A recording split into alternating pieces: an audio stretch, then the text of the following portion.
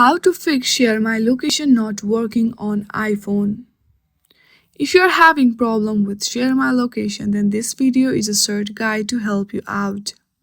To fix this issue, first of all tap on Settings. From there go through the General.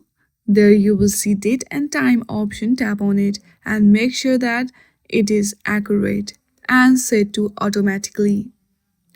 Once you check all of this on date and time, go back to your settings homepage. There you will see screen time option, tap on that. From here, go to the content and privacy restrictions and make sure that it is toggled on. Now if you scroll down a little bit, there you will see Share My Location under privacy. Go through it and set it to allow.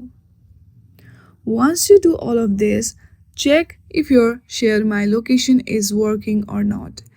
If it is still not working, then the very next step you need to do is simply tap on General. There you will see Transfer or Reset iPhone. Go through it and reset all of your settings.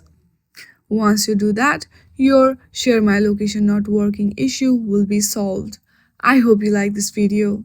If you like this video, then please do not forget to like and subscribe to our channel. Thank you for watching.